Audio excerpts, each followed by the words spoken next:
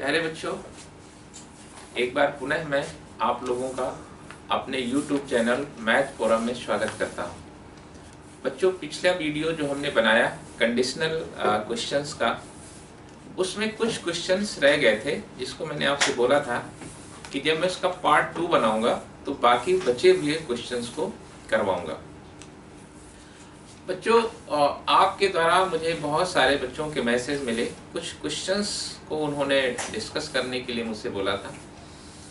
वो क्वेश्चंस पिछले वीडियो में नहीं थे, मैं उन क्वेश्चनों को इस बार लेकर के आया।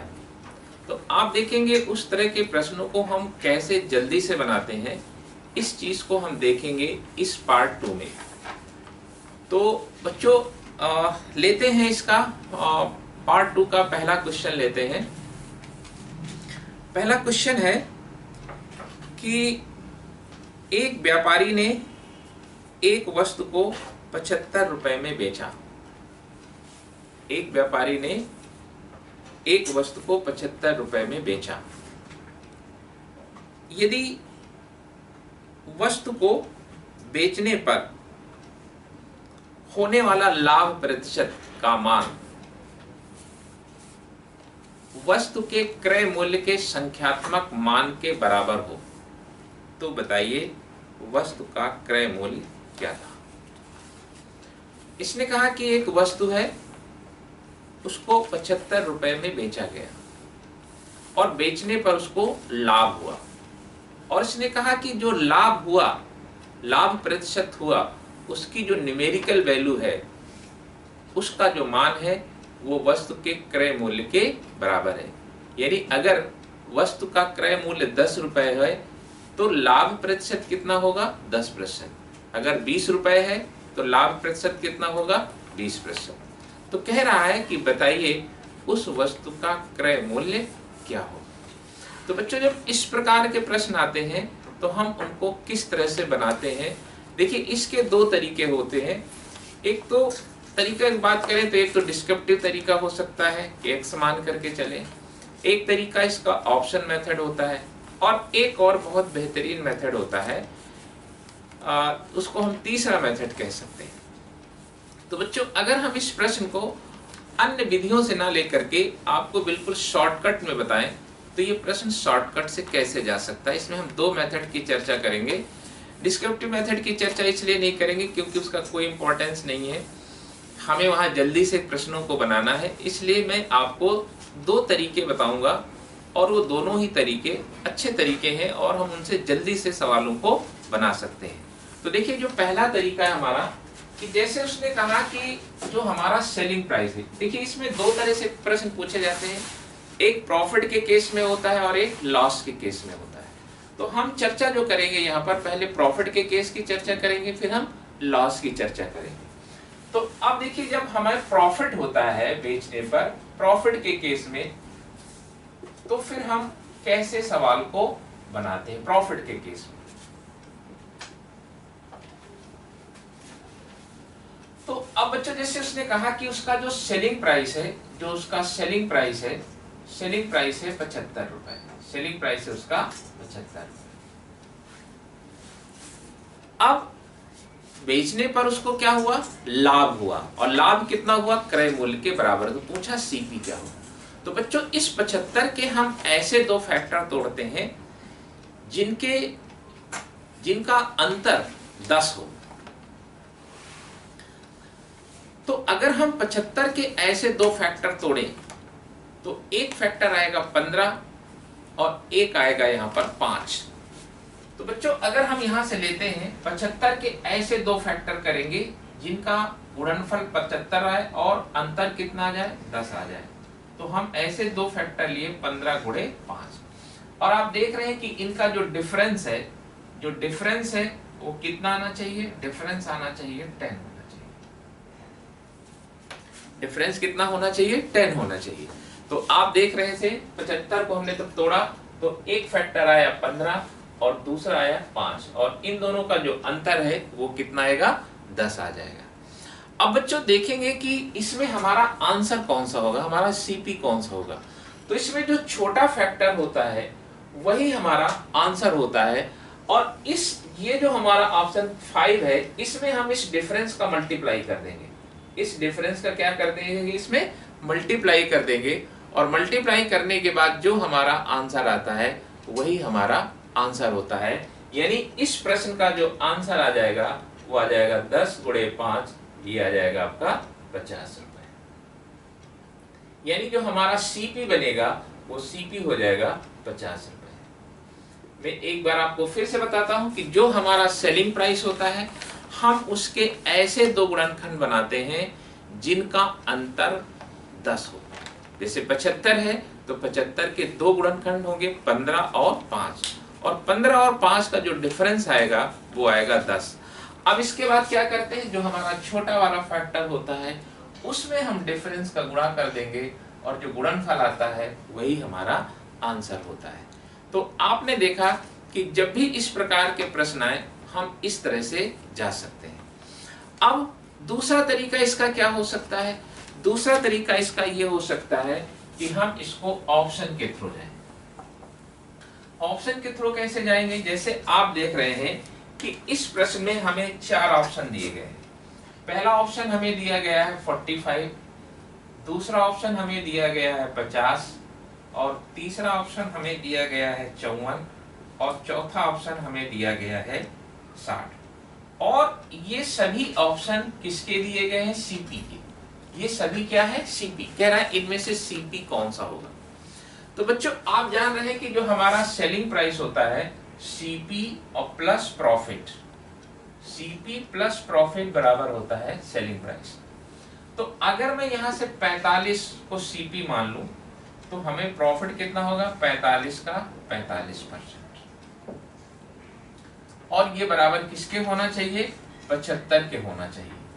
तो क्या अगर हम यहां से 45 और इसको हम निकालेंगे 5 पंजे 25 और 4 पंजे 20, और ये आ जाएगा 20 रुपए 25 पैसे आ जाएगा। 5 पंजे 25 और 5 चौके 20, ये आ जाएगा आपका 20.25। अगर हम इसको जोड़ देंगे तो ये 75 नहीं होगा, जबकि आना कितना चाहिए, 75। इसलिए ये आंसर हमारा नहीं होगा। क्यों नहीं होगा, क्योंकि इसका आंसर 75 नहीं आ रहा है। तो फिर हम इसको चेक करेंगे, दूसरे वाले ऑप्शन को चेक करेंगे।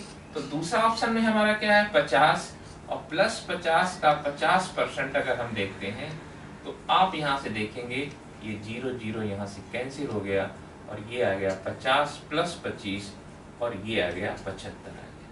तो आप देख रहे हैं कि ये सेटिस्फाई कर रहा है यहाँ से, इसलिए हमारा जो आंसर होगा वो कितना हो जाएगा, 50 हो जाएगा। तो इसको हम दो तरीके से जा सकते हैं। एक तरीका हमारा जो मैंने आपको पहला मेथड बताया कि हम उस सेलिंग प्राइस के ऐसे दो गुणनखंड बनाएंगे जिनके गुणनफलों का अंतर 10 आए, फिर अंतर को छोटे फैक्टर से गुणा कर देंगे, वो हमारा आंसर आ जाता है।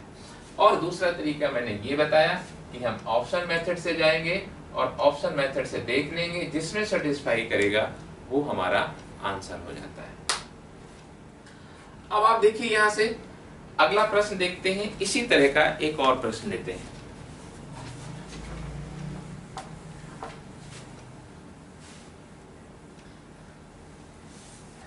इसने कहा कि एक घड़ी को 171 रुपए में बेचा गया। A clock was sold for ₹171। यदि घड़ी को बेचने पर होने वाले लाभ प्रतिशत का मान घड़ी के क्रय मूल्य के संख्यात्मक मान के बराबर हो, if the numerical value of profit percent is equal to the cost price of the watch, then find the cost of the watch। तो घड़ी का क्रय मूल्य क्या होगा। अब देखिए बच्चों, यहाँ पर भी आपको सेलिंग प्राइस कितना दिया गया है, यहाँ पर आपको सेलिंग प्राइस दिया गया है 171, सेलिंग प्राइस दिया गया है 171, 171। अब इसके हमें ऐसे दो फैक्टर बनाने हैं जिनके बीच का जो अंतर है वो 10 आ जाए। तो ऐसे हम दो फैक्टर कौन कौन से बना सकते हैं। एक फैक्टर हमारा हो जाएगा 19 और एक हो जाएगा हमारा 9।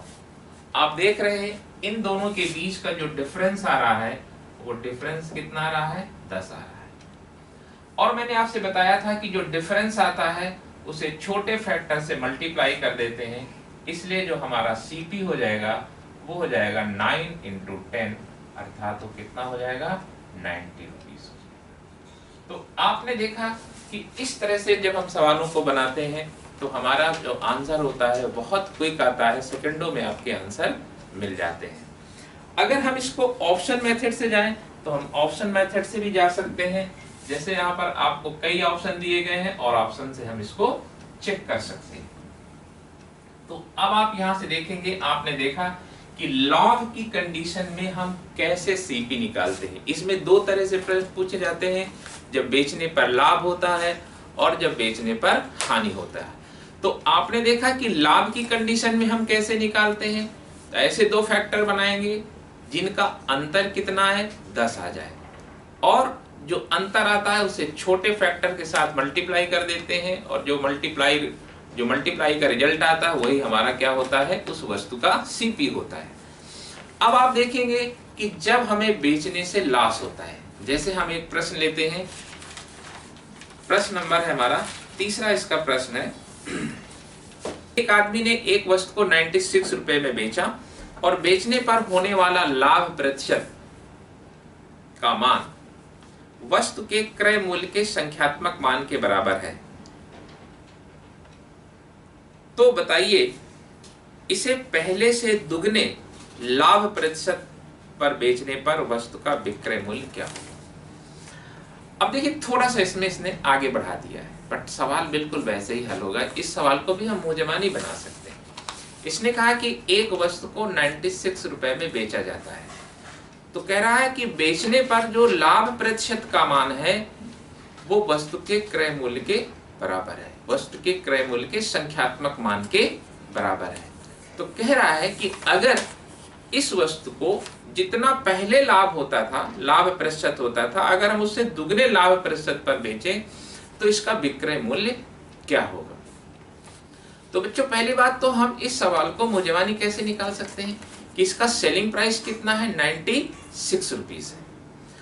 अब 96 रुपीज में उसने बेचा और बेचने पर क्या हुआ, लाभ। तो मैंने आपको बताया कि लाभ के कंडीशन में क्या होता है कि इस 96 के हम ऐसे दो गुणनखंड करेंगे जिनके बीच का अंतर 10 आए। तो 96 के दो गुणनखंड कौन कौन से हो जाएंगे, 16 और 6 हो जाएगा, यानी 16 छक्का 96, और 16 और 6 का डिफरेंस कितना आ जाएगा, 10 आ जाएगा। अब बच्चों मैंने बताया था कि जो दोनों का डिफरेंस आएगा उसे छोटे फैक्टर में गुणा कर देते हैं। तो 16 और 6 में छोटा फैक्टर कौन सा, 6 है। तो 6 में जब हम 10 का गुणा कर देंगे तो हमें सीपी जो इसका मिलेगा वो कितना मिलेगा, 60 रुपए मिलेगा। अब बच्चों ये सीपी हमारा 60 रुपए आ गया। इसने कहा कि अब अगर इसे हम पहले जितना लाभ होता था, जितने प्रतिशत लाभ होता था, उससे अगर हम दुगने लाभ पर बेचें, तो बच्चों आप देख रहे हैं कि 60 का 60% अगर हम निकालेंगे तो कितना आ जाएगा, ये 36 रुपए आ जाएगा। यानी पहले उसको कितना लाभ होता था, 36 रुपए का लाभ होता था। अब अगर हम दुगने लाभ पर बेचेंगे तो 36 का दुगना कितना हो जाएगा, 72 रुपए हो जाएगा। तो सीपी कितना था, पहले सीपी था उसका 60 रुपए, और उसको अब प्रॉफिट कितना हो जाएगा, 72 रुपए का हो जाएगा।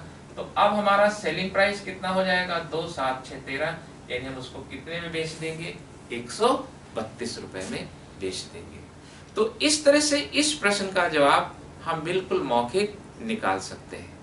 तो एक बार इसको फिर से मैं आपको यहाँ पर बोर्ड में बताता हूँ। जैसे आपने देखा कि इसका जो सेलिंग प्राइस है वो कितना है, सेलिंग प्राइस है इसका 96 रुपीज। इसके हम ऐसे दो फैक्टर बनाएंगे जिनके बीच का डिफरेंस 10 आ जाए।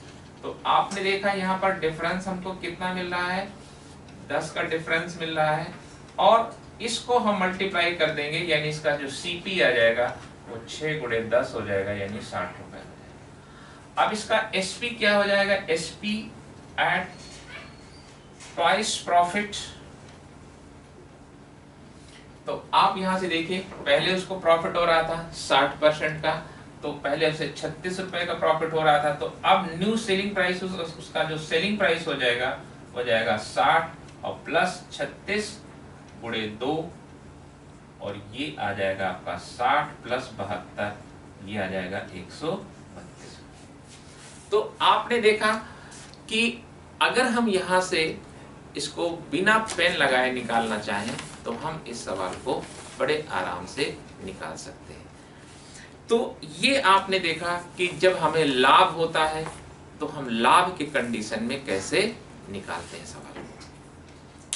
सीपी पहले हमने निकाल लिया, इसने थोड़ा सा प्रश्न को आगे बढ़ा दिया कि अगर इतने प्रतिशत पहले लाभ होता था, अगर उससे डबल प्रतिशत लाभ पर बेचे तो उसको पहले लाभ हो कितना रहा था, लाभ प्रतिशत 60%, तो 60 का 60% कितना आएगा 36, यानी उसे पहले कितने रुपए का लाभ हो रहा था 36 रुपए का।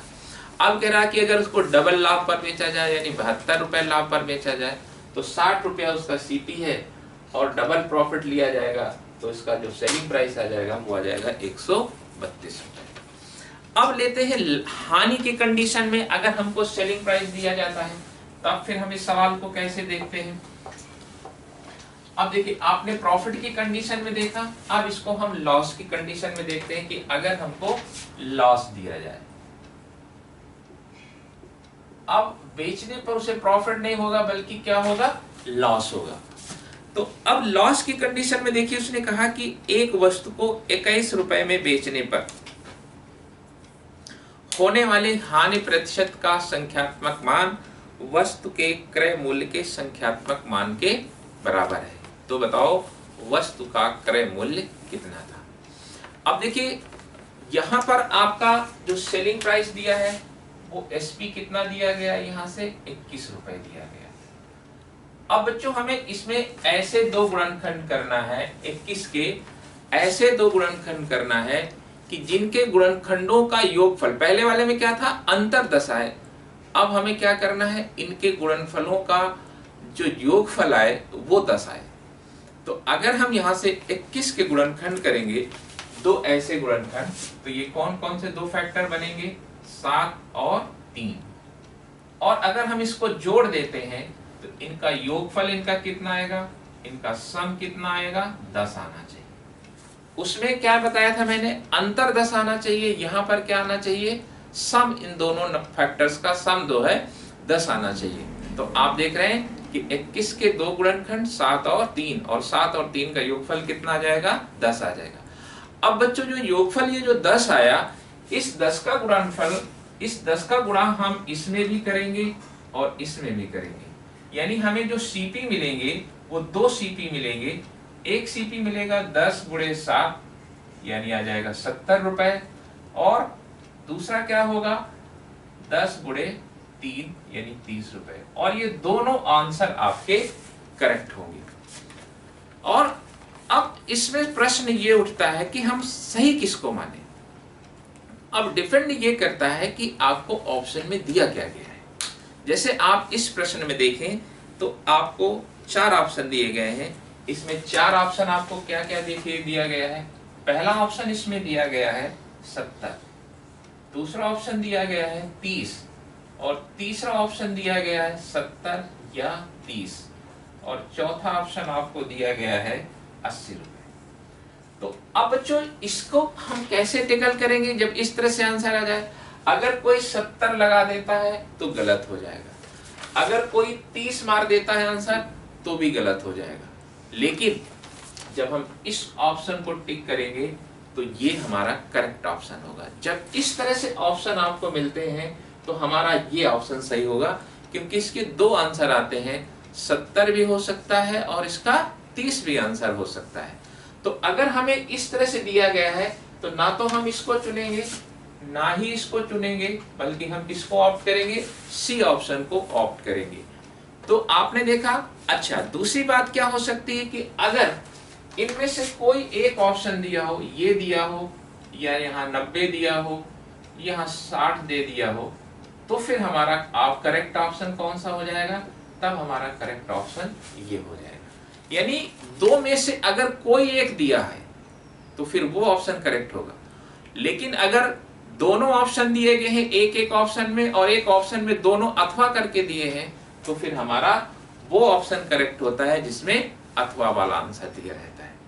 तो इसलिए अगर हम इस प्रश्न में देखें तो हमारा कौन सा ऑप्शन करेक्ट होगा, इसमें थर्ड ऑप्शन यानी सी ऑप्शन करेक्ट होगा, 30 अथवा 70। क्योंकि अगर हम 30 और 70 की बात करें तो 30 भी आंसर हो सकता है और 70 आंसर हो सकता है, इसलिए सीपी करेक्ट क्या हो जाएगा, 70 और 30, ये इसका करेक्ट आंसर आएगा। क्योंकि 70 को अगर लेंगे तो 70 का 70% घटा देंगे, 49, 70 में 49 घट जाएगा, 21 आ जाएगा।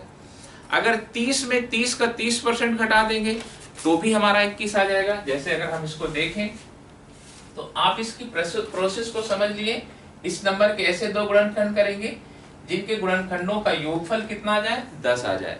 इसके बाद हम इसका गुणा इसमें भी करेंगे और इसमें भी करेंगे, यानी हमें इसमें दो ऑप्शन मिलेंगे, 70 अथवा 30। तो लेते हैं इसी तरह का एक और प्रश्न लेते हैं।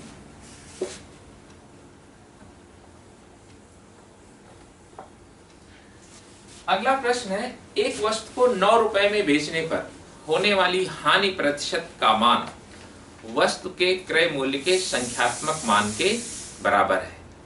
तो बताइए वस्तु का क्रय मूल्य क्या है। तो अब देखिए बच्चों, यहाँ पर भी आपका सेलिंग प्राइस कितना आ रहा है, यहाँ पर आपको 9 दिया गया। इस 9 के ऐसे दो गुणनखंड करेंगे जिनके गुणनखंडों का योगफल कितना आ जाए, 10 आ जाए। तो 9 के दो गुणनखंड कौन कौन से हो सकते हैं जिनका गुणनफल का योगफल 10 आ जाए, एक होगा 9, दूसरा होगा 1। अब आप देखिए इनका जो सम है, इनका जो योग है वो कितना है, यहाँ से 10 आ गया। तो अब हमारे जो सीपी होगा वो 90 अथवा क्या हो जाएगा, यहाँ से 10 हो जाएगा। अब देखो अगर हम इसको चेक करना चाहें तो हम चेक भी कर सकते हैं, क्योंकि हमारा जो सेलिंग प्राइस दिया गया है वो सेलिंग प्राइस हमको दिया गया है यहाँ से 9 रुपए। तो अब अगर आप देखें, अगर आप सीपी 90 रुपए लेके चलते हैं तो 90 में अगर 90 का 90% घटा देंगे यहाँ से, तो अब आप देखिए यहाँ से 90 में 81 रुपए घट गया तो ये 9 रुपए आ गया। 90 में 81 घट जाएगा, 9 आ जाएगा। या अगर आप 10 ले लेते हैं तो 10 माइनस 10 का 10% अगर आप करते हैं यहाँ से, तो तब भी आपका देखिए यहाँ से 9 रुपए आ जाएगा, क्योंकि 10 में 1 घट जाएगा, 9 रुपए आ जाएगा। तो इस तरह से इस प्रश्न का आंसर अथवा में अगर दिया है तो वो करेक्ट होगा, अगर कोई सिंगल एक ऑप्शन दिया है तो उनमें से आप उसको ऑप्ट कर सकते हैं। तो इस तरह के सवालों को हम बिल्कुल मुजबानी बिना पेन चलाए बना सकते हैं। अब बच्चों अगला सवाल है आपका,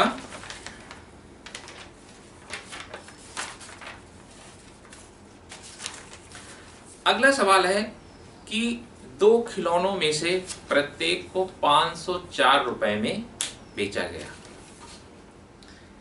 एक पर उसे 12% का लाभ प्राप्त होता है और दूसरे पर उसे 4% की हानि होती है।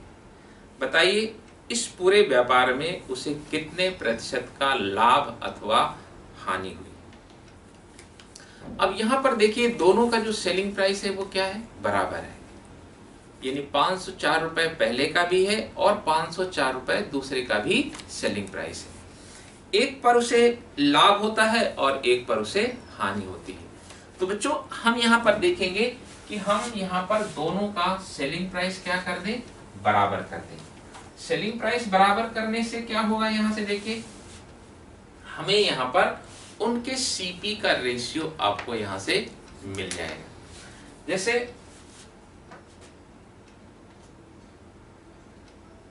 दो खिलौने हैं, एक हमने CP1 मान लिया, एक का मान लिया CP1, दूसरे का मान लिया CP2, और एक को बेचा उसने 12% प्रॉफिट पर, 12% प्रॉफिट पर, और एक को बेचा उसने 4% लॉस पर बेचा, और दोनों का जो सेलिंग प्राइस है वो क्या है, बराबर है।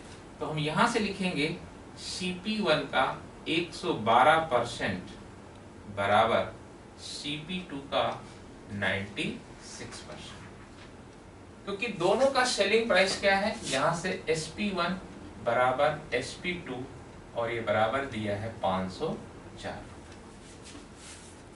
ये आपको दिया गया, यानी दोनों का सेलिंग प्राइस क्या है, बराबर है। तो अब हम यहां से इसके सीपी का रेशियो निकाल लेंगे यहां से, तो ये आ जाएगा CP1 अपॉन CP2। इसको हम काट देंगे यहां से, 16 सत्ते 112, 16 छक्का 96, और ये आ जाएगा आपका 6:7। ये मिल गया हमें दोनों के क्रय मूल्यों का रेशियो मिल गया।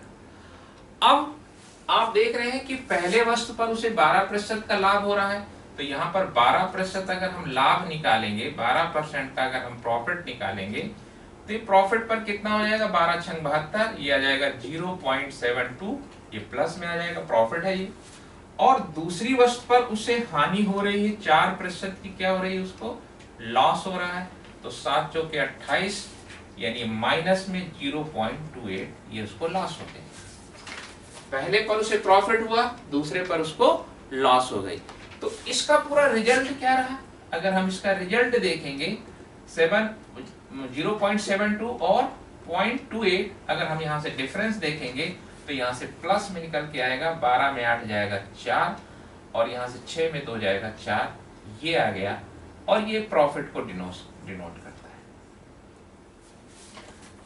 0.72 ये प्रॉफिट हो रहा है और ये लॉस हो रहा है, तो डिफरेंस कितना है, 0.44, और ये प्लस में वैल्यू आ रही है, इसलिए प्रॉफिट को डिनोट करेगी, यानी इस व्यापार का जो रिजल्ट होगा वो क्या होगा, प्रॉफिट होगा।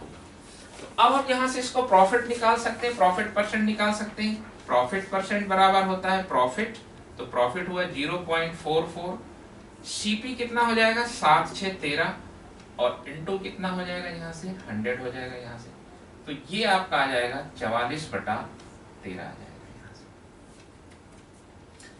अब हम इसको कैलकुलेट कर लेंगे, 13 3 39, और 14 में 9 जाएगा 5, और यहाँ से आ जाएगा 13। तो इस तरह से आप देख रहे हैं कि इसका जो प्रॉफिट परसेंट आ रहा है वो आ रहा है 3 सही 5/13%। तो आपने देखा कि यहाँ कंडीशन क्या दी हुई है, दोनों का सेलिंग प्राइस बराबर है, लेकिन लाभ और हानि इन दोनों का मान क्या है, अलग अलग है। तो हमने यहाँ से दोनों का सेलिंग प्राइस बराबर कर दिया, सीपी का रेशियो निकाल लिया। सीपी का जब रेशियो आ जाएगा तो हम देख लेंगे कि प्रॉफिट हो रहा है कि लॉस हो रहा है। तो आपने देखा कि यहाँ पर प्रॉफिट हो रहा है, और तो हम यहाँ से प्रॉफिट परसेंट यहाँ से निकाल सकते हैं। तो इस तरह से ये था आपका अगला प्रश्न था। अब देखते हैं इसका अगला प्रश्न क्या होगा, इसके आगे क्या है प्रश्न। एक आदमी ने दो वस्तुओं को 1710 रुपए में बेचा। एक आदमी ने दो वस्तुओं को 1710 रुपए में बेचा। उसने पहली वस्तु को 10% हानि पर और दूसरे वस्तु को 25% लाभ पर बेच दिया। यदि पहली वस्तु का क्रय मूल्य दूसरी वस्तु के विक्रय मूल्य के बराबर हो तो पूरे व्यापार में होने वाला लाभ अथवा हानि क्या होगा। अब देखते हैं इस सवाल को, देखते हैं।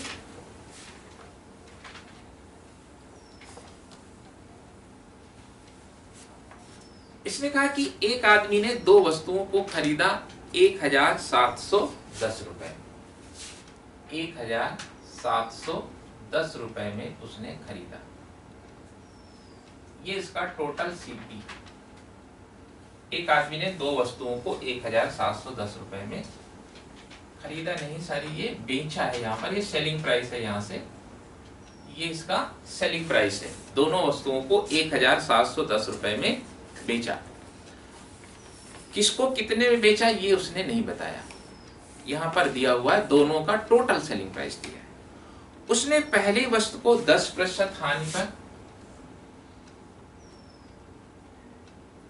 10% हानि पर, और दूसरी वस्तु को उसने बेच दिया 25% के लाभ पर बेच दिया। यदि पहली वस्तु का क्रय मूल्य दूसरी वस्तु के विक्रय मूल्य के बराबर हो तो पूरे व्यापार में होने वाला लाभ अथवा हानि प्रतिशत, हानि कितने रुपए की हो। तो अब देखिए इस सवाल को कैसे निकालते हैं। यहां पर उसने कंडीशन दे दिया, अगर हम 10% लॉस की बात करें, इस लॉस की बात करें, लॉस बराबर 10% और 10% का मतलब होता है 1/10। तो अब यहां से अगर हम देखें तो यहां से हमारा ये सीपी हुआ और ये हमारा लॉस हो गया। यानी अगर हमारा 10 रुपए का सामान है, 1 रुपए हानि पर बेच देंगे, तो यहां से हमारा SP1 अपॉन CP1 निकल के आ जाएगा 9/10। इसी तरह से अगर हम दूसरी वस्तु की बात करें तो दूसरी वस्तु पर उसे प्रॉफिट हो रहा है और इस प्रॉफिट का मान कितना है 25%। 25% का मान होता है 1/4। ये CP हो गया और ये प्रॉफिट हो गया। तो अब यहां से हमारा SP2 अपॉन CP2 ये बराबर आ जाएगा यहां से 6/5। 6/4 आ जाएगा यहां से 5/4 रुपए CP है, 1 रुपए प्रॉफिट लेगा तो कितना हो जाएगा 5/4 हो जाएगा। अब इसने कहा कि पहली वस्तु का जो क्रय मूल्य है, पहली वस्तु का जो क्रय मूल्य है ये 10 रुपए, दूसरी वस्तु के विक्रय मूल्य के बराबर है। इन दोनों का मान क्या होना चाहिए, बराबर होना चाहिए। लेकिन यहाँ कितना है 10 है और यहाँ कितना 5 है, तो इसको हमें बराबर करना होगा क्योंकि कंडीशन दिया हुआ है कि पहली वस्तु का CP और दूसरी वस्तु का जो विक्रय मूल्य है वो दोनों क्या है, बराबर है। तो अब यहाँ से बराबर करने के लिए हम क्या करेंगे, यहाँ से 2 से मल्टीप्लाई कर देंगे तो ये आ जाएगा आपका 10/8 आ जाएगा। तो अब आप यहाँ से देखिए कि आप यहाँ देखेंगे कि हमारा जो टोटल CP हो गया, यहाँ से टोटल CP कितना हो जाएगा, यहाँ से 8 हो गया और ये कितना हो गया 10 हो गया। टोटल CP आ गया 18 आ गया और हमारा टोटल SP कितना हो जाएगा, यहाँ से टोटल SP बराबर कितना हो जाएगा, ये 10 और 10 टोटल SP हमारा हो जाएगा यहाँ से 10 9 19 हो जाएगा। यहाँ से SP2 है आपका 10 रुपए, SP1 कितना है 9 रुपए, तो टोटल SP कितना हो जाएगा 19। तो यहाँ केस क्या बन रहा है, प्रॉफिट बन रहा है और प्रॉफिट का रेशियो कितना आ रहा है 1 आ रहा है। एक बार मैं फिर से सवाल को लेता हूं। इसने कहा कि एक व्यक्ति ने 2 वस्तुओं को 1710 में बेचा, एक पर उसे 10% का लॉस हुआ और एक पर उसे 25% का प्रॉफिट हुआ। उसने कहा कि पहली वस्तु का जो क्रय मूल्य है दूसरी वस्तु के विक्रय मूल्य के बराबर है। तो पहले हमने यहाँ से लॉस देखा, तो लॉस 10% की वैल्यू होती है 1/10, यानी अगर 10 रुपए का कॉस्ट है, 1 रुपए का लॉस होगा तो बेचेगा कितने में 9/10 में बेच देगा, यानी 9 रुपए उसका सेलिंग प्राइस हो गया और CP1 कितना हो गया 10 हो गया यहाँ से। फिर दूसरे केस में कहा कि उसने दूसरी वस्तु को जब बेचा तो 25% का लाभ हुआ। 25% लाभ का मतलब होता है 1/4, यानी अगर 4 रुपए का सामान है 1 रुपए लाभ लेगा तो बेचेगा कितने में 5/4। अब उसने कंडीशन क्या दिया है कि पहले का CP और दूसरे का SP दोनों क्या है, बराबर है। तो पहले का CP यहाँ 10 था और SP कितना था 5। यहाँ पर इसको बराबर करने के लिए मैंने बताया था 10 और 5 का एलसीएम लेंगे तो कितना आएगा 10 आएगा, यानी यहाँ पर हमें 10 बनाने के लिए 2 से मल्टीप्लाई करना पड़ेगा, तो ये आ जाएगा 10/8 आ गया यहाँ से। अब आप देखेंगे कि अगर हम टोटल CP की बात करें तो टोटल CP यहाँ CP1 है 10 और CP2 कितना है 8, तो टोटल CP कितना हो गया 18। और अगर हम SP की बात करें तो पहला SP हमारा 10 है और दूसरा कितना है 9, तो टोटल SP कितना हो जाएगा 19।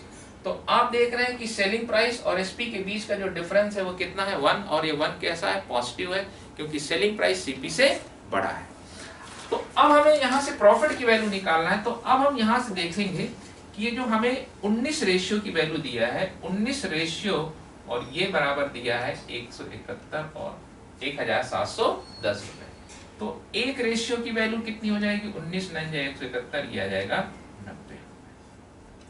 यानी इस पूरे व्यापार में जो उसको प्रॉफिट हुआ वो हो गया 90 रुपए। तो इस तरह से हम इस सवाल को बना सकते हैं। एक तरीका तो हमारा यहां से ये हो गया, और एक अगर हम दूसरे तरीके से भी इसको निकालना चाहें तो हम दूसरे तरीके से भी निकाल सकते हैं कि यहाँ पर उसने कहा कि पहली वस्तु का जो क्रय मूल्य है दूसरे वस्तु के विक्रय मूल्य के बराबर है। वहां से भी हम CP और CP2 का रेशियो निकाल सकते हैं, और फिर लाभ और हानि लेकर के भी हम इसको निकाल सकते हैं। उस चीज को भी हम देख लेते हैं कि हम अगर वैसे बनाएंगे तो किस तरह से बनेगा।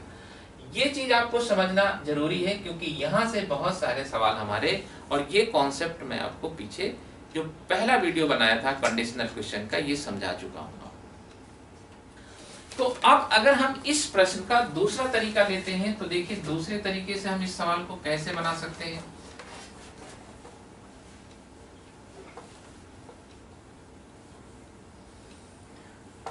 अब जिस इसने कहा कि पहले वस्तु का CP, पहले वस्तु का क्रय मूल्य, तो पहले वस्तु का क्रय मूल्य हमने क्या माना CP1, तो हम यहां से लिखेंगे CP1 बराबर, और दूसरे वस्तु का विक्रय मूल्य, दूसरे वस्तु का विक्रय मूल्य क्या होगा CP2 का 125%।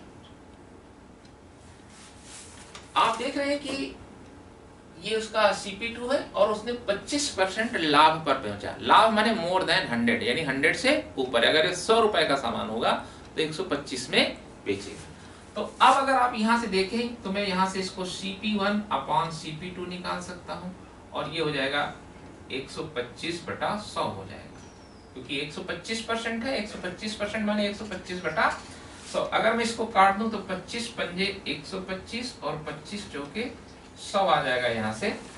तो अब आप यहाँ से देखें, ये आपको रेशियो मिल गया, यहाँ से 5:4 का रेशियो मिल गया। ये CP2 हो गया और ये आपका CP1 हो गया। अब आप जरा देखिए यहाँ से, यहाँ पर इसने इसको बेचा, लॉस पर बेचा, 10% लॉस पर बेचेगा, 10% लॉस पर बेचेगा, यानी 90% लेगा, और 90 पर इसका सेलिंग प्राइस आ जाएगा, इसका SP आ जाएगा यहाँ से 9 पंजे 45, यानी 0.45 आ जाएगा।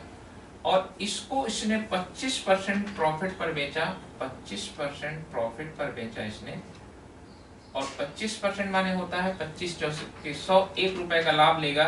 तो यहां से इसका सेलिंग प्राइस कितना आ जाएगा, ये 5 आ जाएगा। 4 का 25% 100 आएगा, 1 रुपए का यहाँ पर वो लाभ लेगा। तो अब आप यहां से देखिए टोटल SP कितना हो गया। टोटल SP हमें मिल गया, यहाँ से टोटल SP हमको मिल गया 5.45 मिल गया, और टोटल CP कितना मिल जाएगा हमको यहाँ से 5,4,9 मिल जाएगा यहाँ से।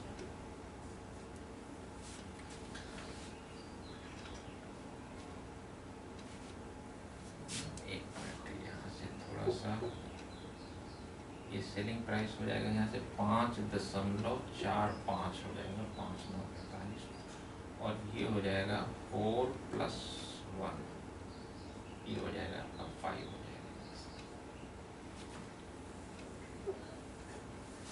देखिए ये इसका CP है 5 रुपए, और इसने इसको 10% लॉस पर बेचा। 10% लॉस का मतलब ये हुआ कि उसको 0.9 पंजे 45, 90% मिलेगा, यानी यहाँ से मिल जाएगा 9 पंजे 45, यानी ये आ जाएगा आपका 4.5 आ जाएगा। 9 पंजे 45, 4.5, 10, ये आ गया 4.5 रुपए आ गया यहाँ से।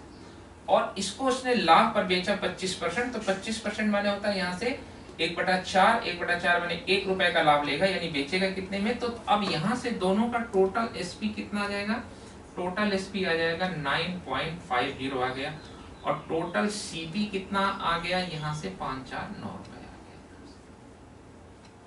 तो आप यहाँ से देख रहे हैं कि उसको यहाँ पर प्रॉफिट हो रहा है। एक बार फिर से समझते हैं, यहाँ पर आप देखिए इसने कहा कि पहली वस्तु का जो CP है यानी क्रय मूल्य है दूसरे वस्तु के विक्रय मूल्य के बराबर है। तो पहला सीपी हमने CP1 माना, और हमारा जो सेलिंग प्राइस होगा दूसरी वस्तु का CP2 का कितना होगा, 125% होगा।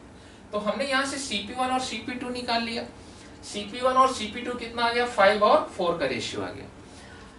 अब आपने देखा कि जो उसने पहली वस्तु को बेचा था उसे 10% लॉस हुआ था, तो 5 का 10% लॉस कितना हो जाएगा, 0.5 यानी 50 पैसे का उसका नुकसान हो जाएगा, यानी उसको कितने में बेचेगा, 4.5 रुपए में बेचेगा। दूसरी वस्तु का क्रय मूल्य है 4 रुपए, इसको बेचा 25% लाभ पर बेचा, तो 4 का 25% कितना आ जाएगा, 1 रुपए का लाभ लिया, तो 4 रुपए की वस्तु है, 1 रुपए लाभ लेकर के बेचेगा, कितने रुपए में बेच देगा, 5 रुपए में बेच देगा। तो अब आप यहां से देखिए कि दोनों सेलिंग प्राइस कितना आ गया, यहां से टोटल एसपी कितना आ गया, 9.50 आ गया, दोनों का सीपी कितना आ गया, 9 आ गया। तो आप यहां से देखिए प्रॉफिट का रेशियो कितना आएगा, 0.5 आ गया यहां से। अब हम यहां से निकाल देंगे, आपको यहां पर दोनों का सेलिंग प्राइस दिया है 9.50 रेशियो बराबर 1710, तो 0.5 रेशियो का मान कितना है, 1710 9.5 और इंटू 0.5। आप इसको काट दीजिए, ये डेसिमल कैंसिल हो जाएगा, 5 एकम 5, 5 9 45, 19 9 71, 171, ये आ जाएगा आपका 90।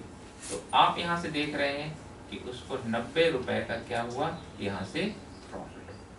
तो हम इस सवाल को ऐसे भी जा सकते हैं, और जो मैंने आपको पहला तरीका बताया उस तरीके से भी इस सवाल को हम जा सकते हैं। अब लेते हैं इसका अगला सवाल।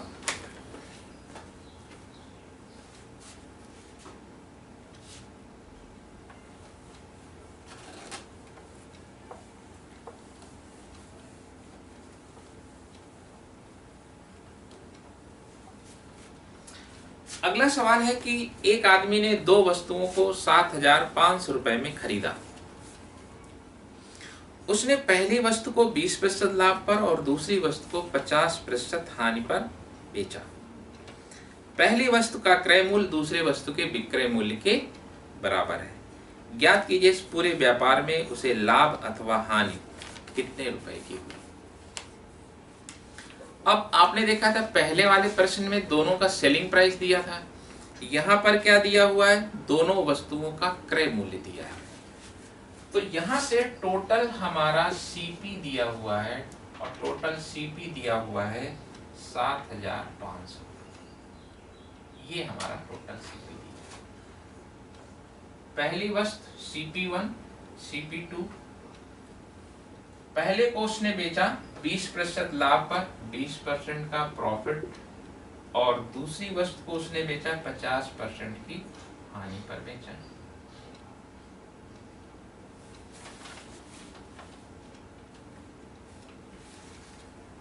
अब देखते हैं यहां से, पहले प्रॉफिट हुआ 20% प्रॉफिट, और ये होगा 1/5 हो जाएगा यहाँ से। दूसरा लॉस है 50% माने होता है 1/2। इसने कहा कि पहली वस्तु का क्रय मूल्य यानी CP1, पहली वस्तु का क्रय मूल्य, यहाँ कंडीशन दिया हुआ है कि पहली वस्तु का क्रय मूल्य दूसरी वस्तु के विक्रय मूल्य के बराबर है।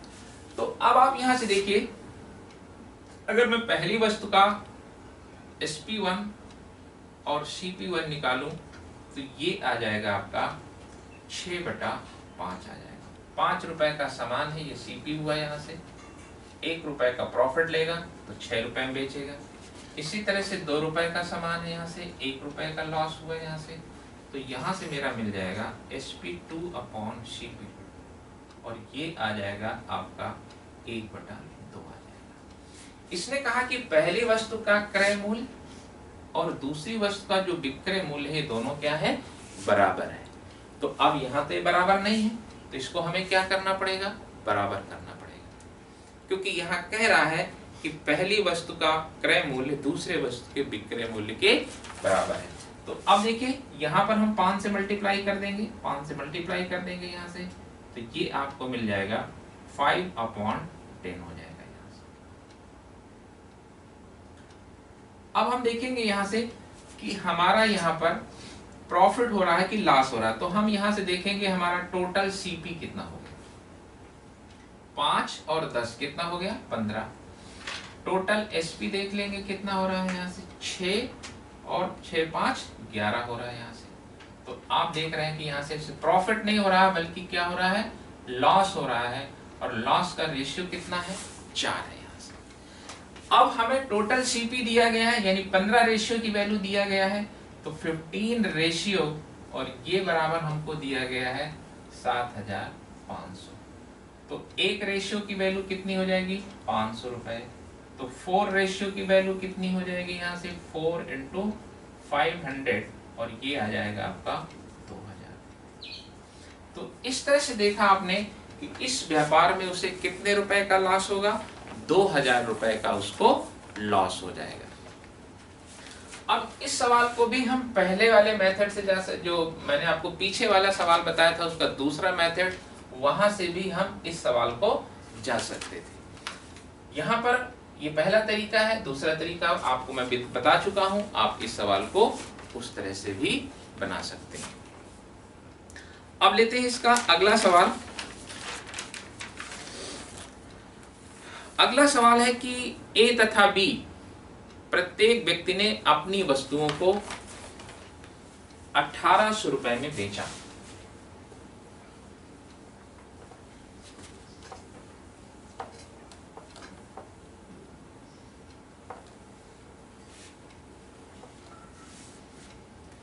ए तथा बी ने प्रत्येक ने अपनी वस्तुओं को 1800 रुपए में बेचा, यानी ए ने भी 1800 में बेचा और बी ने भी 1800 रुपए में उसको बेचा। यानी ए और बी का जो सेलिंग प्राइस है दोनों का वो बराबर है। ए ने अपने लाभ की गणना विक्रय मूल्य पर किया और बी ने लाभ की गणना क्रय मूल्य पर किया। यदि प्रत्येक को 20% का लाभ प्राप्त हुआ हो तो दोनों वस्तुओं का क्रय मूल्यों का योगफल क्या होगा।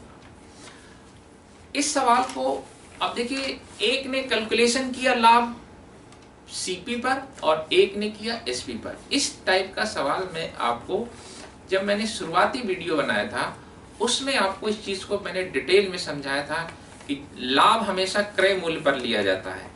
तो जब लाभ क्रय मूल्य पर लिया जाता है तो नीचे सीपी होता है, और जब विक्रय मूल्य पर कैलकुलेट किया जाता है तो सेलिंग प्राइस हमेशा नीचे होता है, ऊपर प्रॉफिट होता है, × 100 होता है।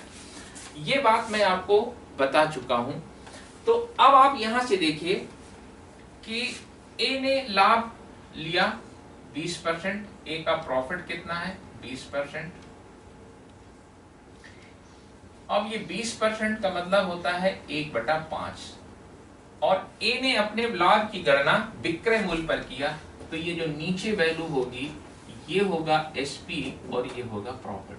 मैंने आपको बताया था कि जब हम लाभ की गणना क्रय मूल्य पर करते हैं, नॉर्मली हम क्रय मूल्य पर ही करते हैं, तो जो नीचे होता है हमारा प्रॉफिट परसेंट में, तो ये हमारा सीपी होता है, ये प्रॉफिट होता है। कब होता है, जब हम प्रॉफिट की गणना क्रय मूल्य पर करते हैं। लेकिन जब हम सेलिंग प्राइस पर गणना करते हैं तो नीचे वाली वैल्यू एसपी होती है, ऊपर वाली वैल्यू प्रॉफिट होती है। तो अब आप यहां से देखिए कि अगर हम इसका ए का एसपी और SP1 और CP1 निकालें तो आप देख रहे 5 रुपए बेच रहा है, 5 रुपए में 1 रुपए का प्रॉफिट ले रहा है, तो इसका SP आपको मिल गया 5 रुपए और CP कितना मिल जाएगा 4 रुपए, क्योंकि 5 रुपए में बेच रहा है, 1 रुपए का प्रॉफिट ले रहा है, तो CP कितना आ जाएगा यहाँ से 4 रुपए आ जाएगा। फिर बी ने क्या किया, बी ने प्रॉफिट लिया 20%, इसने भी प्रॉफिट 20% का लिया। 20% माने कितना हुआ 1/5। अब ये सीपी होगा और ये प्रॉफिट होगा, क्योंकि इसने लाभ की गणना किस पर किया था, क्रय मूल्य पर किया था। जब क्रय मूल्य पर किया जाता है तो नीचे वाली वैल्यू सीपी होती है, ऊपर वाली वैल्यू तो प्रॉफिट है ये। तो अब इसका हम अगर निकालेंगे SP2/CP2, और ये आप देख रहे हैं कि 5 रुपए का सामान है, 1 रुपए का लाभ लेगा, यानी 6/5 आ जाएगा। अब बच्चों इसने कहा कि दोनों का जो सेलिंग प्राइस है वो क्या है, बराबर है। तो आप यहां से देख रहे हैं यहाँ sp2 का मान कितना है 6, यहाँ कितना है 5 है, तो 6 और 5 को बराबर करना, 6 5 का एलसीएम ले लीजिए, कितना आएगा 30 आएगा। यानी यहाँ हम किसका गुणा कर दें 6 का गुणा कर दें, और यहाँ किसका गुणा कर दें 5 का गुणा, तो ये आ जाएगा आपका 30 आ जाएगा, और यहाँ कितना आ जाएगा 24, ये कितना आ गया 30 आ गया, और यहाँ कितना आ गया 25 आ गया। तो अब आप यहाँ से देखिए, इसमें पूछा है कि बताइए प्रत्येक ने जो वस्तु को बेचा वो कितने रुपए में बेचा था 1800 रुपए में। ए और बी ने प्रत्येक ने 1800 रुपए में वस्तुओं को बेचा था। यानी यहां से अगर हम बात करें SP1 बराबर SP2 बराबर 1800, SP of A SP of B बराबर 1800। अब आप ये देखिए कि हमारा यहां से टोटल हमको सीपी निकालना है, तो टोटल सीपी कितना हो जाएगा यहाँ से, एक तो ये 25 हो गया, और इधर कितना हो गया 24 हो गया, 25 और 24 कितना हो गया 49 हो गया यहाँ से। और हमें 30 रेशियो की वैल्यू दिया हुआ है, 30 रेशियो बराबर दिया है 1800, क्योंकि प्रत्येक का सेलिंग प्राइस कितना हो रहा है, प्रत्येक का सेलिंग प्राइस 30 है यहाँ से, यहाँ पर भी देखिए 30 है यहाँ से, तो 30 रेशियो बराबर 1800, तो एक रेशियो का मान कितना हो जाएगा 3 × 18 60 आ जाएगा यहाँ से। तो हमें 49 रेशियो का मान निकाल लेना है यहाँ से, तो आ जाएगा 49 गुणे 60, और ये आ जाएगा 6 नाम 54, और 6 चौके 24 5 ये आ जाएगा 2940 रुपए, ये आ जाएगा दोनों वस्तुओं का क्रय मूल्य आ जाएगा। देखिए ये सवाल अच्छा सवाल है, इसमें उसने एक कंडीशन दे दिया, एक जगह जो वो लाभ निकाल रहा है वो सेलिंग प्राइस पर निकाल रहा है, और एक जगह वो क्या कर रहा है सीपी पर प्रॉफिट को निकाल रहा है। जहां पर उसने प्रॉफिट सेलिंग प्राइस पर निकाला हमने वहां पर इसको मान लिया, जहां पर वो सीपी पर निकाल लिया वो हमने देख लिया यहाँ से। इसके बाद हमने दोनों का एसपी और सीपी निकाल लिया, और उसने कहा कि प्रत्येक ने 1800 रुपए में बेचा, ए ने भी उस वस्तु को 1800 में बेचा और बी ने भी उस वस्तु को 1800 में बेचा। तो आप देख रहे हैं कि प्रत्येक का सेलिंग प्राइस का रेशियो कितना आ रहा है 30-30 है, यहाँ से हमने बना लिया था इसको। तो 30 रेशियो की वैल्यू कितना है 1800 रुपए। उसने कहा दोनों वस्तुओं का टोटल क्रय मूल्य कितना होगा। तो ये नहीं कि हम इसको अलग अलग निकाले, हमने एक साथ दोनों को ऐड कर लिया, 25 और 24 दोनों को एक साथ ऐड कर लिया, और ये आया 49।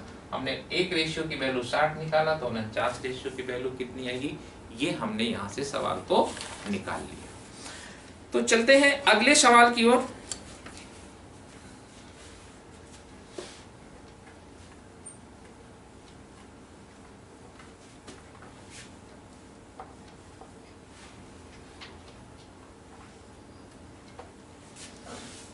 अगला प्रश्न है हमारा, एक आदमी ने दो वस्तुओं को बेचा। एक वस्तु को उसने 15% हानि पर और दूसरी वस्तु को 19% लाभ पर बेचा। पूरे व्यापार में उसे 90 रुपए की हानि हुई। दूसरी वस्तु का क्रय मूल्य क्या है यदि दोनों वस्तुओं का विक्रय मूल्य बराबर है। एक को बेचा हानि पर, एक को बेचा लाभ पर, और दोनों वस्तुओं का विक्रय मूल्य कह रहा है बराबर है। तो कह रहा है बताइए अगर उसे पूरे व्यापार में 90 रुपए की हानि हुई हो तो दूसरी वस्तु का क्रय मूल्य क्या है। तो इस सवाल को भी देखते हैं।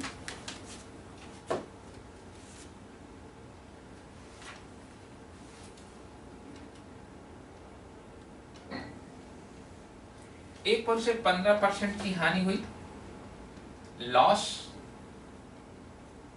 बराबर 15%, 15% की वैल्यू हो जाएगी 5 या 15 और 5 दूनी 3/20, और एक पर उसे 19% का लाभ हुआ, एक पर उसको प्रॉफिट 19%, तो 19 बटा हो जाएगा यहाँ से 19/100 हो जाएगा। तो अब अगर हम यहाँ से SP1/CP1 निकालेंगे तो 20, ये आपका CP है और ये आपका लॉस है, ये आपका CP है और ये आपका प्रॉफिट है। 20 रुपए के सामान में 3 रुपए का लॉस हो गया, यानी हम बेचेंगे कितने में, 17 में, 17/20 आ गया। दूसरी वस्तु में क्या रहा, 100 रुपए का सामान है, 19 रुपए का लाभ ले रहा है, यानी SP2/CP2, और ये बराबर आपका हो जाएगा 119/100। जैसे मैंने आपको पीछे बताया, बिल्कुल हमने वैसे इस सवाल को भी निकाला। अब इसने कहा कि दोनों का सेलिंग प्राइस क्या है, बराबर है। तो आप देख रहे हैं यहाँ 119 है और यहाँ कितना है, 17 है। इन दोनों को बराबर करने के लिए हम यहाँ 7 से गुणा कर देंगे। 17 7 119 और 7 दूनी 14, 140 हो गया। तो अब आप यहाँ से देखिए, टोटल हमको सीपी कितना मिल जाएगा, 100 और 140 बराबर कितना हो जाएगा, 240। और टोटल एसपी हमको कितना मिल जाएगा, 119 हो जाएगा 238 रुपए। तो आप देख रहे हैं यहाँ पर उसको लॉस हो रहा है, क्योंकि सीपी बड़ा है और एसपी कम है, तो लॉस का रेशियो आपको यहाँ से मिल जाएगा, 2 का रेशियो आ जाएगा यहाँ से। तो अब आप यहाँ से देखिए कि 2 रेशियो और ये बराबर किसके हैं, 90 के। हमको निकालना क्या है, दूसरी वस्तु का क्रय मूल्य। तो आप देख रहे हैं कि हमें यहाँ पर CP2 की वैल्यू निकालना है यहाँ से, तो हम यहाँ से 100 रेशियो की वैल्यू निकाल लेंगे। यहाँ से 2 रेशियो बराबर 90, 1 रेशियो बराबर 45, तो 100 रेशियो बराबर कितना आ जाएगा यहाँ से, 45 × 100, और ये आ जाएगा 4500। तो इस तरह से आप देख रहे हैं कि जो दूसरी वस्तु है उसका जो क्रय मूल्य आ जाएगा वो कितना आ जाएगा, 4500 रुपए आ जाएगा। आप इस सवाल को दूसरे तरीके से भी जा सकते थे, दोनों का सेलिंग प्राइस बराबर करके भी जा सकते थे। वहां से भी आप ये सवाल का जो दूसरा तरीका है मैं उसको डिस्कस कर चुका हूं पीछे के सवालों में, आप इस सवाल को उस तरह से भी जा सकते थे। तो बच्चों आपने देखा कि कंडीशनल क्वेश्चन में जो भी प्रश्न बाकी थे मैंने आपको इस सेकंड वाले वीडियो में बना दिया इसका, और आप इसके सवाल बनाइएगा। उम्मीद करता हूं कि ये सवाल भी आपको समझ में आएंगे। और दूसरी चीज ये है कि अब प्रॉफिट लॉस का एक वीडियो और अभी आएगा, जो लास्ट वीडियो होगा। इसके बाद प्रॉफिट लॉस का सेकंड पार्ट शुरू हो जाएगा, डिस्काउंट। और डिस्काउंट में भी आपको कई वीडियो मिलेंगे, क्योंकि प्रॉफिट लॉस एक बहुत बड़ा टॉपिक है और बहुत ही इंपॉर्टेंट टॉपिक होता है। तो इसलिए मैं ऐसी कोई चीज इसमें छोड़ना नहीं चाहता हूं जिससे आपके सवाल को लगाने में कहीं पर भी आपको दिक्कत हो। इसमें मैं बहुत सारे सवाल ऐसे भी लूंगा आगे, जो कंबाइंड सवाल होंगे, जो बैंकिंग के जो सवाल होंगे, जो आपके एसएससी में आए हुए भी सवाल होंगे, तो उसका भी मैं एक वीडियो बनाऊंगा। तो आप ये कह सकते हैं कि इसमें कोई ऐसी चीज नहीं बचेगी जो आपसे अछूती रहेगी। और आप जब इन सारे वीडियो को देख लेंगे तो प्रॉफिट एंड लॉस का कोई भी सवाल आपसे छूट नहीं सकता। और ये बहुत इंपॉर्टेंट टॉपिक है आपके प्री के लिए भी, मेंस के लिए भी। तो बच्चों मिलते हैं अगले टॉपिक में, और आप इन सवालों को समझिएगा, लगाइएगा, और जहां से भी आपको कोई सवाल मिले आप मुझे सवाल भेज भी सकते हैं। मिलते हैं अगले वीडियो में। धन्यवाद, फिर मिलते हैं।